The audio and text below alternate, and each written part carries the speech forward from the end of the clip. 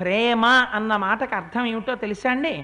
తాను అనుభవించడానికి తగినటువంటి యోగ్యత లేకపోయినా, తాను అనుభవించకపోయినా తనవారు అనుభవిస్తుంటే వారు అనుభవించినటువంటి ఆనందాన్ని చూసి తాను ఆనందించగలగడం ప్రేమ అని పేరు. బాగా జ్ఞాపకం పెట్టుకోండి నిర్వచనం. నేను అందుకే చెప్తున్నాను, అయోధ్యకాండ అసలు పిల్లలు వినాలని చెప్పాను నేను. ఇంటి యజమానికి బీపీ ఉంది, షుగర్ ఉంది. ఆయన ఏమీ తినలేడు, కానీ మార్కెట్కి వెళ్ళాడు. కొత్త చింతకాయలు వచ్చాయి, కొత్త చింతకాయలును కొత్త మిరపపళ్ళు వచ్చాయి, ఉసిరికాయలు వచ్చాయి, పట్టుకొచ్చాడు. వస్తూ వస్తూ నిన్న జీతాలు వచ్చాయి కదా అని అలా బజార్లోకి వెళ్ళి మంచి మంచి స్వీట్లు కనపడితే ఓ ప్యాకెట్ పట్టుకొచ్చాడు. తను స్వీటు తింటాడా? తినడు, పుట్టడంత షుగర్ ఒంట్లో. తను బీపీ, తను తింటాడా కొత్త చింతకాయ పచ్చడి? తను తినడు. తను తింటాడా ఉసిరికాయ పచ్చడి? తను తినడు. తను తింటాడా మిరప్పళ్ళ పచ్చడి? తినడు. మరి ఇవన్నీ భార్య చేస్తుంది, గుమ గుమ గుమ గుమలాడిపోతుంటాయి. ఇవన్నీ భార్య బిడ్డలు తింటుంటారు. వాళ్ళు కూడా ఆయన తినరు, మేము తినేస్తామని తినరు. తినే ముందు పర్వాలేదులేండి ఈ చిన్న ముక్క తినండి అని వాళ్ళు చేతిలో పెడతారు. ఒక్క చింతకాయ పచ్చడి ముద్ద, ఈ ఒక్క ముద్ద తినండి పోనీ అని చేతిలో పెడతారు. పెడితే వాళ్ళు తింటుంటే తను సంతోషపడతాడు. నేను తినలేకపోవచ్చు, వాళ్ళు తిన్నారు చాలు అని వాళ్ళు తినడానికి తను తెచ్చిచ్చి వాళ్ళు తింటుంటే తినలేని తనమున్న తాను తినలేకపోయానని ఏడవకుండా వాళ్ళు తింటున్నారని ప్రీతి చెందడానికి ప్రేమ అని పేరు. అంతేకాని ఆవిడెవరో అందంగా ఉందని తనకి దక్కకపోతే గొడ్డలు పెట్టి నరకడం ప్రేమ కాదు. అది దిక్కుమాలిన వ్యామోహం, రాక్షస గుణం. దాన్ని తీసుకొచ్చి ప్రేమ ప్రేమ ప్రేమ అని మా దగ్గర 50 రూపాయలు ఇచ్చుకుని నువ్వు సినిమా చూపించి జాతిని భ్రష్టు పట్టించడం హంతకుడి కన్నా పెద్ద నేరం. నువ్వు నిర్వచనం మారి భ్రష్టు పట్టించావు జాతిని, అది ప్రేమ కాదు. ఇది రామాయణం మనకి నేర్పింది ప్రేమ అంటే ఏంటో. వ్యసనేషు మనుష్యాణం భృశం భవతి దుఃఖితః. తండ్రిలా ప్రేమిస్తాట ప్రజల్ని రాముడు. ఎలా ప్రేమిస్తాడు? తండ్రిలా ప్రేమించడం అంటే తండ్రి తన ప్రావిడెంట్ ఫండ్ అమ్మేస్తాడు, తండ్రి తన వాలంటరీ రిటైర్మెంట్ పెట్టేస్తాడు, తండ్రి తనకున్న ఒక్క బిల్డింగు అమ్మేస్తాడు, కొడుక్కి ప్రాపర్టీ చూపించి అమెరికాకి వీసా తీసి కొడుకుని పంపించేస్తాడు. పంపించేస్తే ఆ కొడుకు అమెరికా వెళ్ళిపోతాడు. వెళ్ళిపోయిన తర్వాత నాన్నగారు నేను ఇక్కడ ఎంఎస్ పూర్తి చేసేసాను, నాన్నగారు నాకు మంచి ఉద్యోగం వచ్చింది, నెలకి 2 లక్షల రూపాయల జీతం, బ్రహ్మాండమైన ఇల్లు కట్టుకున్నాను, నాన్నగారు నాకు 8 కార్లు కొనుక్కున్నాను, నాకు పెద్ద పోస్ట్ అని చెప్తాడు. ఎక్కడున్నాడు తండ్రి? ఒక పెంకుటింట్లో ఉంటున్నాడు అన్నీ కొడుక్కి ఇచ్చి. రోహిణీ కార్తిలో ఈ ఉత్తరం వచ్చింది అమెరికా నుంచి. ఉత్తరీయం తీసి తల మీద వేసుకుని ఆ ఉత్తరం పట్టుకుని 2 సందులవతలున్నటువంటి స్నేహితుడి ఇంటికి వెళ్ళి కాలినడకన తలుపు కొడితే ఆవిడ తలుపు తీసి అన్నయ్య గారు ఇంత ఎండలో వచ్చారేంటండి, మజ్జిగ తీర్థం పుచ్చుకుంటారా అంటే ఉత్తరీయంతో గబగబా నుదురు బుగ్గలు తుడుచుకుని అమ్మ చెల్లెమ్మ ఎంత గొప్ప మాట చూసావా, నా కొడుకమ్మా నీ అల్లుడు నీ మేనల్లుడు అమెరికాలో 8 కార్లు కొన్నాడమ్మా, పెద్ద బిల్డింగ్ కొనుక్కున్నట్ట 25 లక్షలు పెట్టి నా కొడుకు. ఆపుకోలేకపోయానమ్మా సాయంకాలం వరకు, నీకు చెప్దామని వచ్చాను నీకు బావగారికి, ఏడి మా వాడు అంటాడు స్నేహితుణ్ణి. ఏం తనున్నాడా బిల్డింగ్లో, తను ఎక్కాడా కారు, తను అనుభవించాడా సుఖం, తన కొడుకు అనుభవిస్తే తాను అనుభవించినట్టే. ఇది తండ్రి ప్రేమ. రాముడు తను అనుభవించాలని కోరుకోట, తన రాజ్యంలో ఉన్న వాళ్ళు అనుభవిస్తే తాను అనుభవించాలనుకుంటాట. రాముడు ఎప్పుడు బాధపడతాట? భృశం భవతి దుఃఖితః. వచ్చిన కష్టం పోవచ్చుట ప్రజలకి, కానీ రాముడు మాత్రం ఆ కష్టం మరిచిపోయి బాధపడ్డం ఆపట్ట.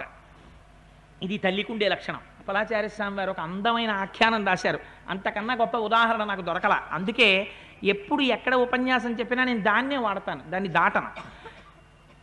ఒక తల్లి ఒక చంటి పిల్లవాడిని దగ్గర పెట్టుకుని కూర్చుంది. పిల్లవాడు పాకుతూ పాకుతూ వెళ్ళి పక్కనున్న నూతిలో పడిపోయాడు. తల్లి అయ్యో బాబోయ్ అని కేకలేసింది, ఎవరితోనో మాట్లాడుతూ ఉండిపోయింది. చుట్టుపక్కల వారు వచ్చారు, ఆ పిల్లవాడిని పైకి తీశారు.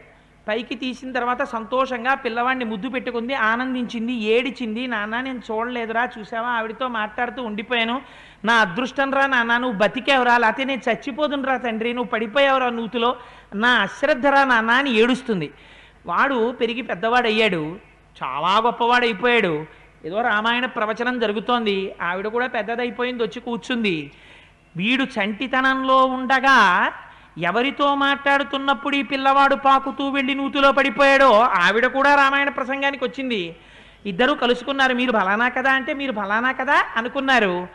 ఇద్దరూ బయటికి వెళ్ళడంలో ఆ కొడుకు కారు అట్టుకొచ్చి తలుపు తీసి పెద్ద విమానం అంత కారు, అమ్మ రావే కారెక్కు అన్నాడు. ఈ పిల్లాడే కదమ్మా ఇప్పుడు నూతిలో పడిపోయినవాడు, మన ఇద్దరం మాట్లాడుకుంటుంటే అంది పక్కింటి ఆవిడ.